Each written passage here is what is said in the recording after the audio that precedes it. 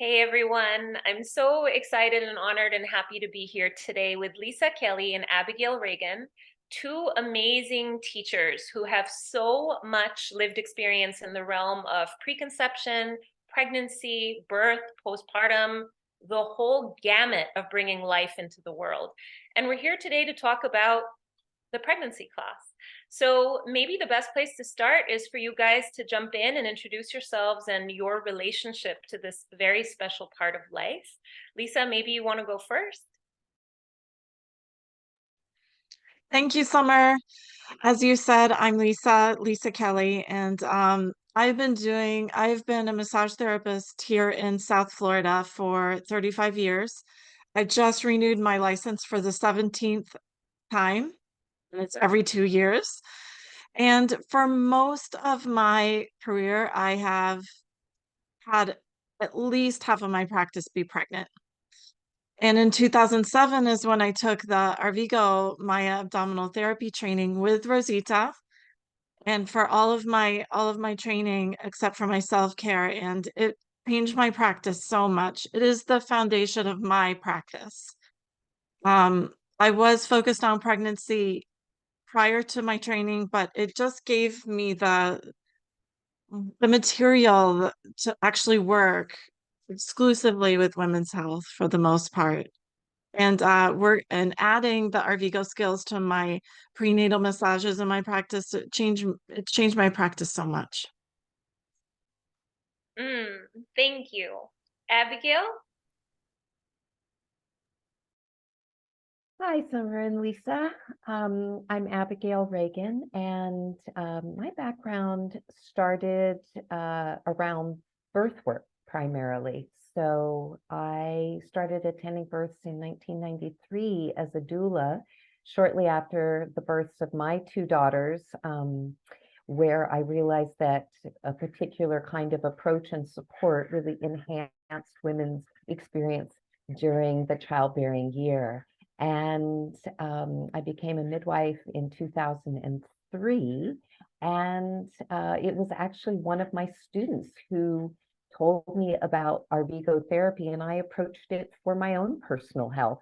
But when I took my first training with Rosita in 2008, I started using it with my pregnant clients, and it was amazing to see how much more comfortable their pregnancies were, and then have a phenomenal, noticeable change in how their births were. So I have a home birth practice in San Francisco, and women who choose to have their babies at home do because they don't want to be in the traditional hospital environment. They want the privacy, the sanctity, the sacredness, and actually the safety of a home birth.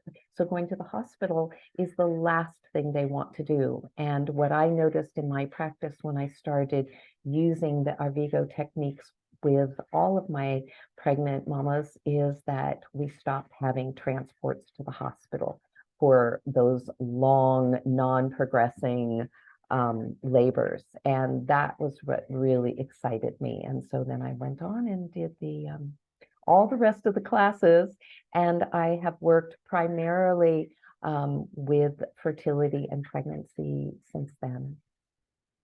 Can I ask you a question, Abigail? Because I know Oh, that there's going to be lots of practitioners listening to this, and their interest will get piqued by that last statement you made, which was we stopped having transfers to hospitals, especially during those long non-progressive labors. I'm curious what you feel within the treatment might have led to that, or is it the whole thing? well, that's a wonderful question. And I believe it's the whole thing. So, yes, there's the purely physical. We are kind of massaging and optimizing the pelvic bowl for the women, for the ligaments and the positioning of the uterus, and thus the baby getting into the optimal position for birth. So there's no impediments. But I think also we help to facilitate that connection and bonding on a deeper, more emotional and energetic level with the body and with the baby.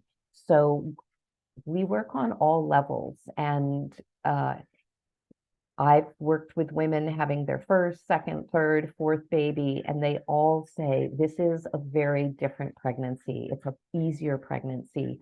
The birth was, even if it's a long labor, it works. And so we didn't have what they call dystocia, where kind of labor kind of stops and doesn't progress, and the baby doesn't progress. And so that makes for a healthier mama and a healthier baby, and a better experience for all. So obviously the Maya midwives had an incredible amount of wisdom when they intuited that massaging the bellies and the backs of these of their ladies would help to have easier pregnancies and births. Thank you. Lisa, I'm curious if you've seen something similar in your practice all these years. Yes, for me, I think, yeah, there's the Arvigo techniques, right? And the pregnancy class hones our skills. But I know both Abigail and I, we do focus on the spiritual and emotional cycles. You know, we'll go through the trimesters and how the body changes, but what the focus is, and just the amazing conversations I have with clients doing the work, it is so important.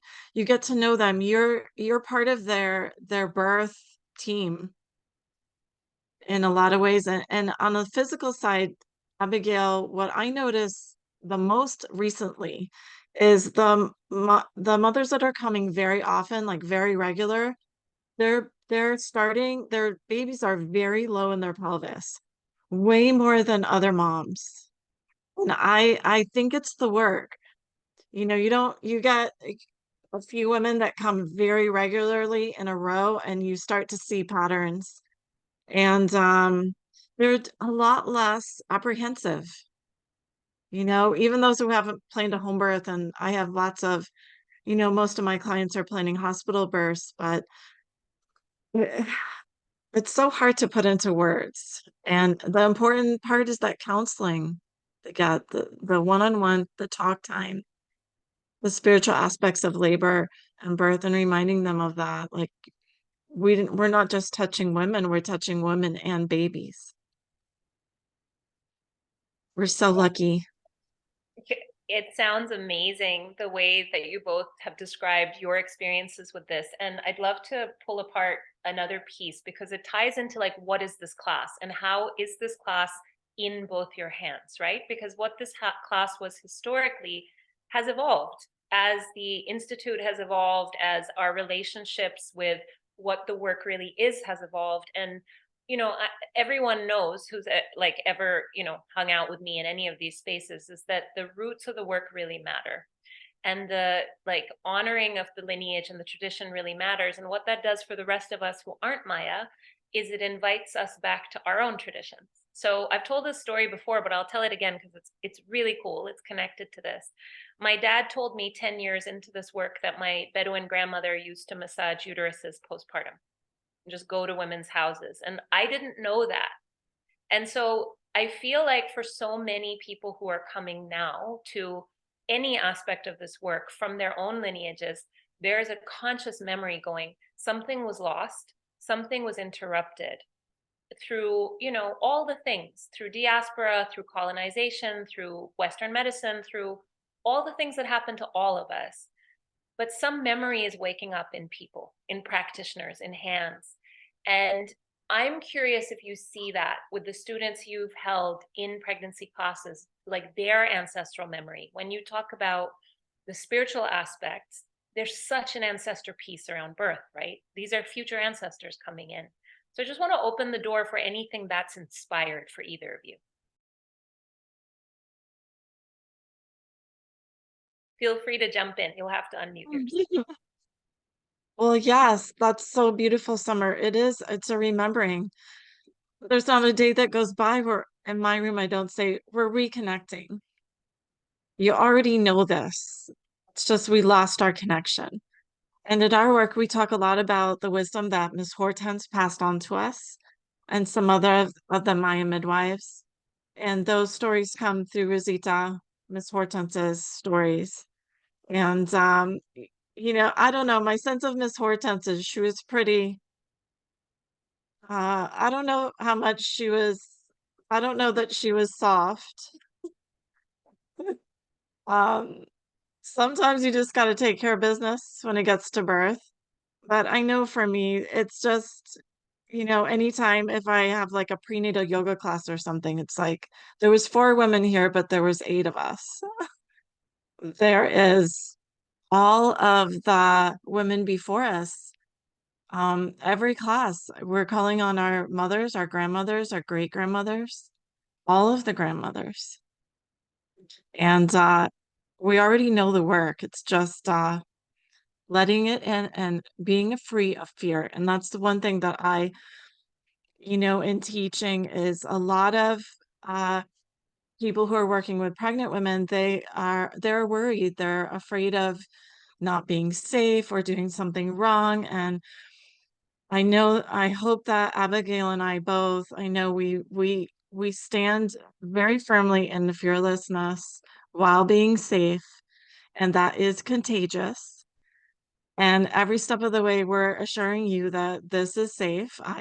There's things that we've never seen happen. We can bust a lot of myths around labor and birth. Abigail?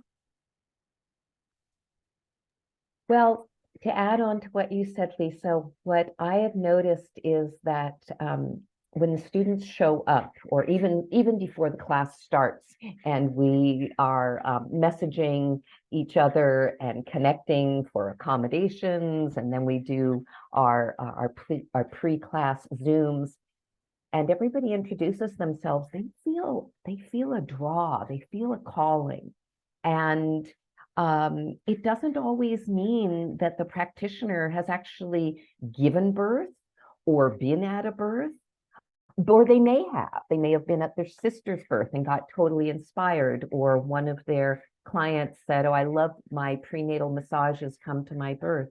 But a lot of times they just feel this deep calling from the heart. And I think that that is the ancestors calling, saying, yes, you were the one, come now. Because I know that, well, for myself, doing birth work, it was truly a calling. It was completely illogical. I had a different career. I was a designer, and it was a total career jump. But I knew that I had no choice but to follow that call from spirit to become a midwife. And one of the things that Lisa and I do, I think both of us, because we do have a lot of experience in the birth world, in teaching, and with the Arvigo techniques, is to really impart the knowingness that this work is divine, it is safe, it is ancient, it is sacred, and that this is something that is truly missing in today's world, where women are terrified of pregnancy, they're terrified of labor, they're terrified of breastfeeding, they're terrified of becoming a new mom. And why? What is it that is derailing them from their connection with their bodies, their own inner knowing, their intuition, their connection with their babies? So part of what we do is to help guide our students to that place where they can also help then guide their clients to that deeper connection. So it first comes with yourself, connecting with your own intuition, and then you can help to model or to impart or to even just resonate with that frequency that allows then these practitioners, and not just massage therapists, they may be chiropractors, they may be acupuncturists, they may have a different background, they could be midwives, to be able to really understand birth on this deeper level, and pregnancy and birth. Yeah, there's so much there to unpack. I want to like get my thoughts together because there were so many things you both said that were really powerful. I think the first thing that just wants to be spoken is that part about there's 8 people in the room when there's 4 moms coming to a prenatal yoga class. And that idea of not just the sentience, but the sanctity of the being, that there's actually a partnership, there's a group here. And even the languaging, I mean, we all know this, but like to really know it starts to undo a lot of those fear patterns where you're like, oh, I'm a partner with this other person in this process. Therefore, whatever happens here is only 50% me, or maybe 33.3% me, 33.3% the baby, and then 33.3% the unknowable that comes in and holds everybody in that space. And that is such an antidote, I think, to a lot of the trauma, the susto, the fear that you see, especially in preconception. You see so often with clients, like the head has taken over, the pathologizing, all of it. So I'm hearing that reverence and also the trust, really. So we've talked about fear, but I think what you both are saying is we're trying to build a platform of trust. And from that place of trust, things might change. There was so much more. So I want to like parse it apart, but I'm wondering if you can speak to the trust more. Like what happens when your clients start trusting? What have you seen? I know you mentioned it a little, but if you could distill it, what does a trusting birth and labor become? I was reminded of a saying that I say often when you were just speaking, Summer. You were not in charge. We're not in charge. Sometimes just reminding, like, for instance, maybe a massage therapist or anyone is afraid of doing, I joke about doing the foot massage, but I was like, you're not in charge. Like, you doing a foot massage is not going to decide when a baby comes. Or you might think you could do something wrong, but you can't because you're not in charge. And preconception especially. You know, we do get a little deeper into preconception preparation in the pregnancy class. So there's like whatever you did in professional, we go a little deeper into the preconception. And then I know Abigail and I are adding some postpartum things that I know that I wish that I knew when I first embarked on touching postpartum bellies. Things like lochia and where the uterus is every week postpartum. Like, what could you expect to feel? And miscarriage and loss, what to expect. Like, don't be afraid of your clients because they had a miscarriage. You absolutely can treat them. There's just, things to work around and guidelines. Um, and you're not in charge. And this is reminding me of another piece that came up really strongly when I think Abigail, you were speaking about, and Lisa, you said part of the birth team, but the way you both were naming this, it occurred to me like, what is a midwife really? Like a midwife may be the person at the point of entry, but actually this holding is a midwifing through the whole process. And so it's not about getting into weird like legislative name battles about who's doing what or pretending to be a midwife. But in terms of the spiritual energetic truth, this is a midwifing process. You are holding that person through the whole journey in a way that they rarely get held. And I think the reverence for that, for the importance of what practitioners are giving people, needs to be named. So I'm curious what you both think about that piece. Is there anything that stirs for you? Abigail, I want to speak to this as not a midwife before you speak as a midwife because I don't go to births much anymore. There was a time for about 15 years where I was a very busy birth doula and I was a home birth midwife's assistant. But I just took a client um for as a birth doula and I met her as a client after her first miscarriage. So all the way I knew her. She was coming to me every week. So I was doing the work, then she got pregnant and the entire pregnancy And then I was her birth doula, and I've seen her completely postpartum. And it's been a while since I had a client like that. And I just want to scream from the rooftops, if this is something that you could, you would love to have fit into your practice. This is like the perfect scenario. And I was a midwife for her. And that would not have been possible without the Arviga work. There was just there was no container for it. I don't think there is a container for it. It's not a prenatal massage therapist. It's not just a doula. Um, the body work is, yeah, it's very multi-layered. Thank you. Abigail, do you want to add to that? Yes, I do. So we kind of bounced from from one thing to the next, but this idea of being a midwife and what it is to midwife somebody. You can midwife somebody through something that's not a birth. And so that essence of being a midwife is the being present, the holding space, the listening, the honoring. We don't take away the experience for that person, and we don't discredit what that experience is. And learning to really be in that heart-centered place with another person is so profound. It's deeply healing. And especially,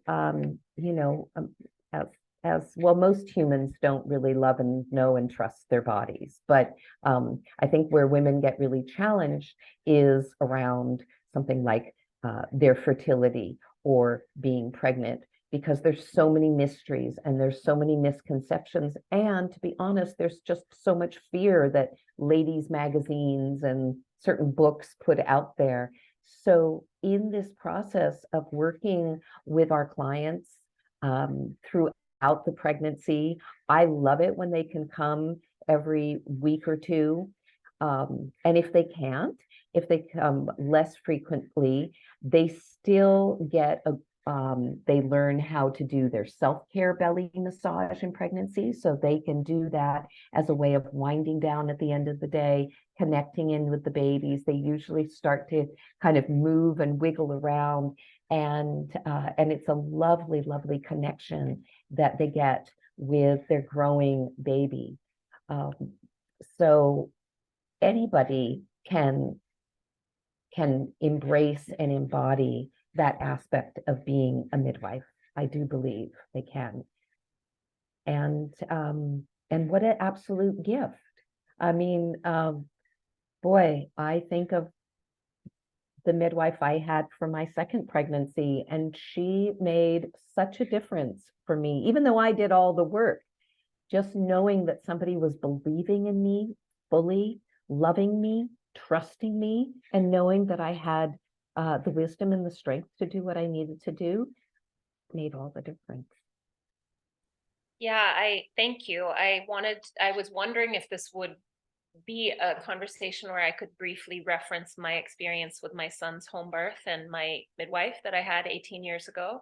And this feels like the right moment. And just what a transformational, even though that wasn't connected to Arvigo or Sobata or Maya work, it was just the relationship of the care provider. And I think that that is deeply woven into everything that you both are sharing here. Is I was 23 and just had a very deep knowing that I had to protect my psyche from any influences that were not going to be supportive. So anybody that had any bullshit to say was not welcome in my field for the whole pregnancy, including some family members. And it wasn't malevolent. It was just, this is a sacred time. But she held such a strong space. It wasn't what she said. It was just the ease with which it was like, you're going to know what to do. And she was an acupuncturist, and so there was always needles, so there was just this very deep sense of rest, and that carried through into the labor. And it was one of the most empowering experiences I've ever had. And being with other moms who maybe haven't had such a textbook perfect birth, maybe had challenges, like what that's done has left a real imprint that just create the safety, create the peace. It doesn't actually matter what happens. Like how it goes is the perfect story for that person and that child, but the feeling of reverence for the body can be there no matter what. And I think that that's been one of the biggest jumps for people, to even go, it was okay however my birth went. Like that was my story. So I'm curious what you both navigate with this with people. Like what is your mantra around this? Where have you landed on the challenges people face in birthing and before and beyond?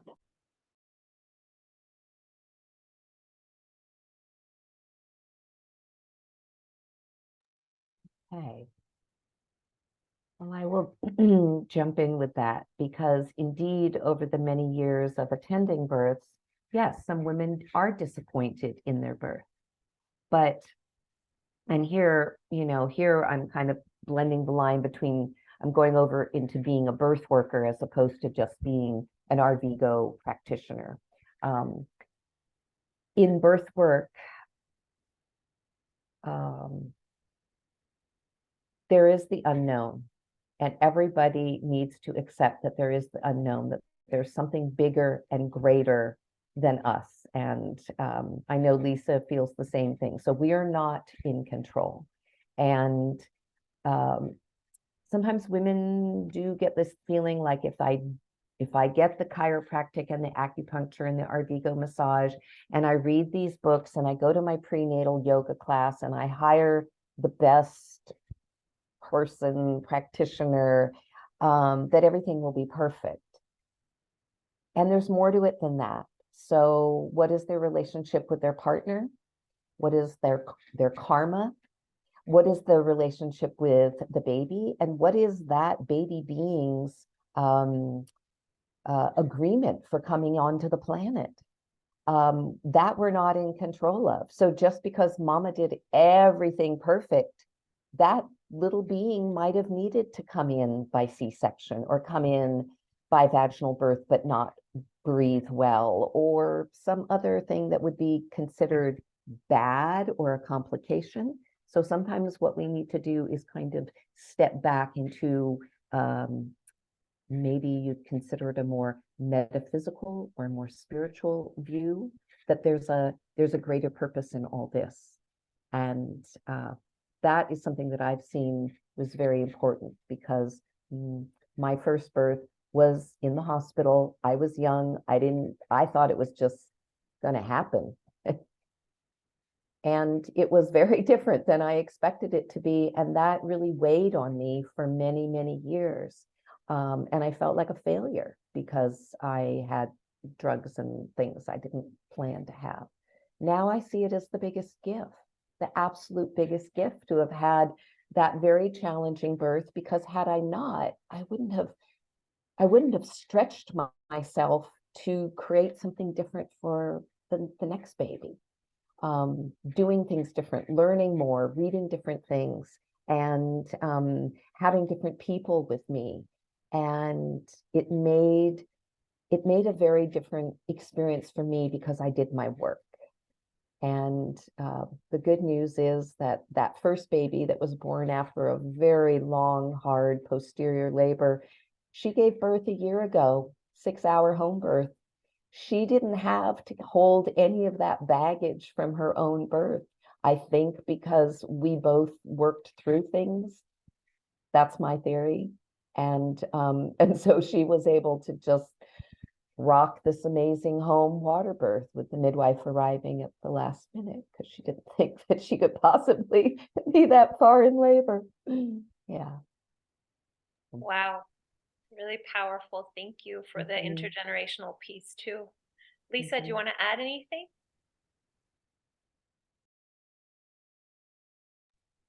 What was the question again? So many things There's float so many through. things. It's We so could much we could like talk about birth all day. we could. It was just around, how do you hold, as teachers and practitioners and caregivers and energy midwives, how do you hold the places where the story doesn't go maybe to someone's desire? Like maybe the story goes on a curly path. Like what stirs for you when you hear that? I mean, on one level, just like a strictly professional level, you learn so much from these stories.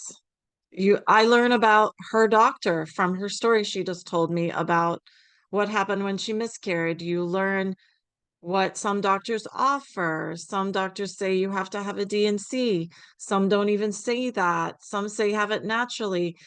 And you just, so many things to learn just from your client's story. I know so much about every doctor in my town, more than probably any other person, because we listen to the stories. What did that perinatologist tell you? And as a result, you have a lot of pretty good advice. And that advice can just prepare. Like, for instance, I know there's a perinatologist in my town who always tells women the same thing. So now I just warn her. He's he's gonna say this, but don't worry. Placenta almost always grows off of your cervix. And, those are the little tidbits that, you pick up along the way, and hopefully teachers can pass that on to you. Um, and yeah, I don't even think what we consider bad is bad anymore. It's beautiful moments in your treatment room. It's so many moments, so many beautiful moments. So yeah, it's like our work is so important because we can really make a difference. So many of us got into whatever it is we're doing, whether you're a chiropractor or a nurse or whatever, because we want to help people. This is the easiest, most beautiful way to do that, I think. Hands-on in a conversation and holding space. Hmm. Yeah. So when I'm listening to both of you, I'm thinking obviously of the spiritual healing aspect of this work, which is woven through everything. It's not a separate box. It is the work. And recently I was on a call with a bunch of students, and Don Eligio's niece Maria came on, and there was a question about the massage. And she said something that was it was such a light bulb for me. She goes, we don't ever see a bodywork client without doing a spiritual healing because it's bad for them. It fragments them. Now, that's not that one methodology or another. It's just an overview of the wholeness of a person. And nowhere, I think, are we seeing this fragmentation more than in the realm of women's health and birth, right? So this bringing back together and treating the whole person is what you're both saying. And I'm curious if you do the baths, do you bring them onto the table? If you do some other form of spiritual healing, is that woven into this care? Is that something that comes up in classes? Like how is that part or not part of the way in which you both work?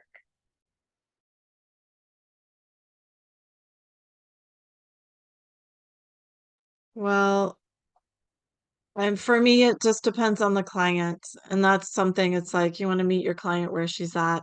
You're certainly not going to open up a whole bag of spiritual healing on a woman that you don't know who just showed up. So I think like just hands-on and just holding an intention of not pushing is spiritual healing.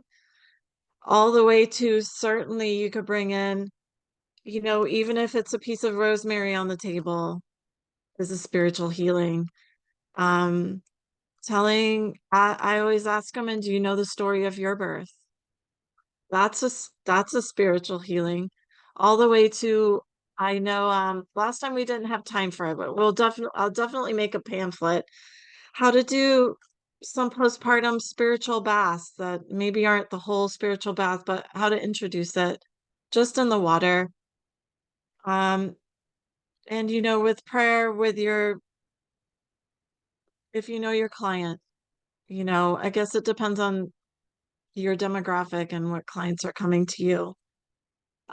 Abigail, before your turn, I have a question, and I think a lot of midwives haven't thought of this, and you could speak to that when you answer this question too, is how most of the midwives around me just do midwifery. But you and a few other midwives that I know, they take the Arviga work and they do independent sessions that they charge for. And they've created like a whole other like little side thing that I think is so beautiful, and I think more midwives need to know about it. How did you fit it into your practice? So that is a really great question because in the beginning, it was just something that I offered my clients when they came for their prenatal. I say, hey, I just took this class. It's traditional Mayan, abdominal massage. Can I practice on you? So I just do a few minutes, and they loved it. And they would come back the next appointment and say, can you do more of that? I felt really good afterwards. And so it was something that you have the physical part of a prenatal, which is actually very small. That's why most OBs can get away with a 6-minute prenatal. It's blood pressure, measure the height of the uterus. I palpate the position and size of the baby. They use a little ultrasound. That's basically it. But we would do all of that on the massage table with the abdominal massage. And then that led to doing the posterior work because we do have both techniques for the abdomen and for the lumbar sacral coccygeal spine. In other words, the bony structure that holds the soft organs in the front. What happened is that the word got out that this massage can help with fertility, increases circulation into the ovaries and the fallopian tubes and the uterus. And so then all the fertility ladies were coming to me. So I had a dual practice of my midwifery clients and a home birth practice and the fertility ladies. And I will say, honestly, it started to get very complicated. I was working insane hours because everybody wanted me and I wanted to help and I was very excited about it. But if you have to cancel a prenatal for a pregnant woman to go to another pregnant woman's birth, she's totally fine with it. She's excited because she knows that when it's her turn, you'll be putting everything aside and focus on her. But the fertility lady who's getting her, IVF thing the next day or two, and you've timed this appointment, she doesn't want you canceling. So it got to be kind of emotionally hard for me because I couldn't hold the space for everything and everybody because there was often a lot more anxiety with the fertility ladies because they were so deeply into the allopathic medical system, which does not encourage or generate trust and belief in the body. So they'd be going back and forth between paradigms, if you will. And so actually, I stopped attending births after 10 years of that, and don't attend births anymore, so that I can just focus on women's health because I get to work with women who are all ages now, not just in that narrow range of pregnancy. Well, this is reminding me a lot of Ishel's images and the glyphs and the realities of there's a time and a place, not just in the birthing rhythm of a human being, whether it's a human child or not, because everybody carries that energy, but there's a time and a place as a practitioner. And that there might be people who are like, I'm ready, I'm getting the call now, I need the skills now, whether it's, that was that question you asked me earlier, Lisa, about my practice. It's very different. It's very frontline.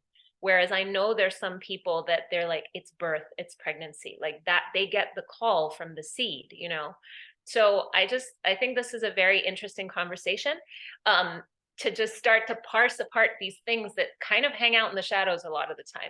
So you guys have some pregnancy classes coming up. I want to ask 2 questions. Where are they and how can people get to them? And the second question is, tell us about the class. So you choose what order you do that in. I think I asked it in reverse. Well, go ahead. There you go. We have a class coming up in November, and it's going to be what we call a hybrid pregnancy class, in that we do 2 Zoom sessions prior to actually meeting in person. And this is where we go in depth into the anatomy and physiology of the pregnant body. and we get all of the kind of didactic scientific stuff done beforehand, so that when we meet in person, which will actually be in my town, I don't live in San Francisco, I live in Comfort, Texas, which is a very sweet historic town about 45 minutes north of San Antonio. So it's easy access from the airports. This is the first class that we'll be teaching at my new building. So I opened a few weeks ago the Comfort Botanical Apothecary, which is a wonderful herbal store in an 1895 building. And the back part of the building is a lovely big light-filled room called the Gathering Space that is going to be available for classes and workshops and retreats, not just ones that I would be teaching, but for other people who offer mind, body, spirit offerings. And so Lisa and I will be teaching there. We have 5 days together. I believe it starts November 8th in person. Am I correct? Yes.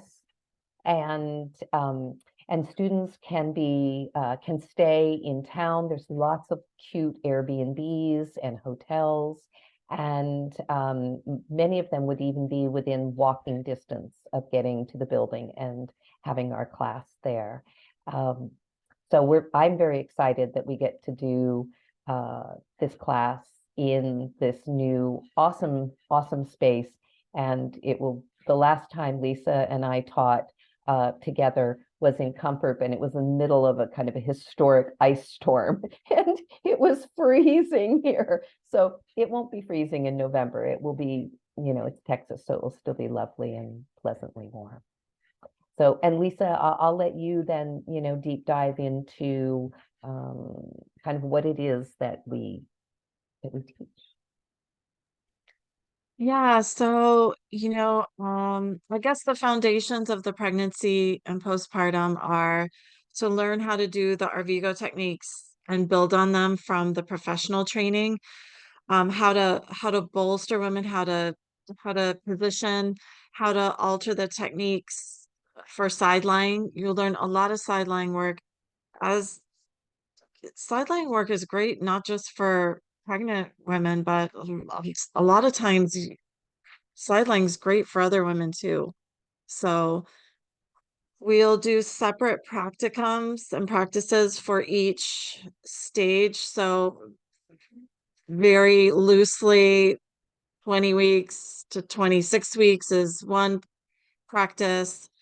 The middle of pregnancy is another practice. The end of pregnancy is another practice. Just slight changes. There are some things that we can supplement with lots of other, additions to the techniques, and then preparing for labor protocol. What to do. I call it labor preparation. In my neck of woods, women are calling for induction massages, and I dislike that word. We cannot induce labor, but labors go a lot easier and at the right time when she has worked on the emotional, spiritual pieces too. You gotta move through those spiritual pieces to be ready. And 3, the body has to be ready. In our modern world, in our Vigo, we'll often say, like, what causes pelvic congestion? Our modern life. We're sitting all day. We're just not using the bodies the way that we did 1,000 years ago. And so we are trying to open the pelvis and opening the sacrum. Lots of sacral work for pregnancy, I think, is probably that's our secret weapon in the Arvigo Maya therapy world. And what else? We'll talk to miscarriage and loss.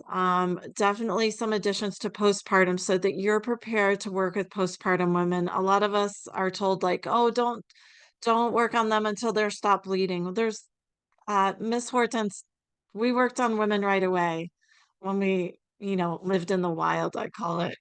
So, what to expect? Like, where would you expect to find the uterus? There's a whole other postpartum uterine findings, and what to expect so that you can do it and feel confident and that you're not going to hurt anybody. And what else, Abigail, can you think of? Most of the Oh, in-person time is going to be hands-on trades. And I know you bring some other adjunct powerful pieces like moxibustion and other like traditional techniques from around the world into your work all the time. So I'm Yes, I assuming, love the moxa. yeah, I'm Yes. assuming they'll be in the space in some form. Yeah, I mean, time allowing, I think last time we did some evening. If you want to learn more of the moxa stuff, we can, time allowing, I'll do some nighttime things. We are hoping, another idea we had was to do maybe a 2-day refresher for maybe practitioners who've taken pregnancy training a long time ago and they just want to come back and be with us. And that's where maybe we would review the pregnancy protocol and add some goodies. Sounds like an awesome idea. Also, we are working on getting a class going in February down here, down under in New Zealand. So, that'll be really exciting because it's in our beautiful space at the Coromandel, which is just the most remote, no cell signal, like wild Pacific Ocean. You walk down to the beach, there's nobody there. It's a nude beach, but essentially it doesn't matter because there's nobody there for miles. And you're just sitting by the fireplace, you're offline, you're being fed, and it's like, that's our dream. We're going to make this happen for February. So if you're in the US, check out November in comfort. And if you're somewhere else, on this side of the globe, that is there for you too. So are there any last pieces that you really want people who are like, I'm feeling really called to this class? And what do you want them to know?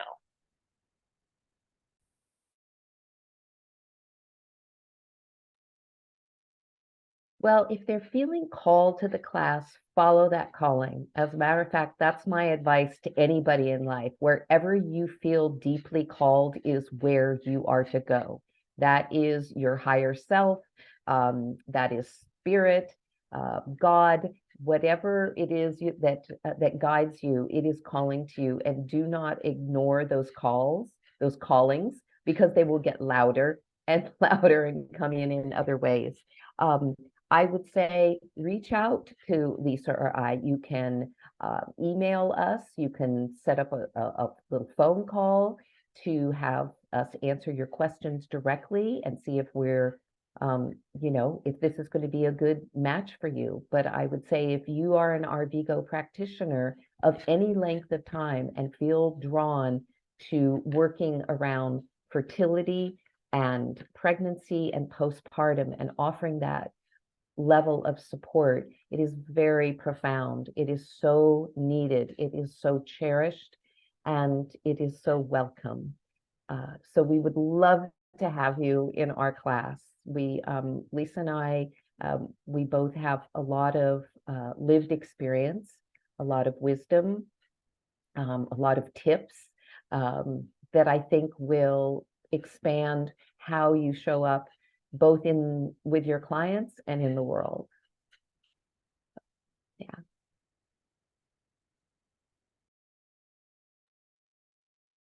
Lisa, do you want to add anything? Nothing to add. That was beautiful. Yes. Thank you, Awesome. Summer. Thank you both. Thank you so much for doing this work. Thank you for keeping it alive. Thank you for coming with your incredible wealth of life and weaving that into this. And I'm really excited to see how this continues to grow for everyone. So blessings, blessings, blessings.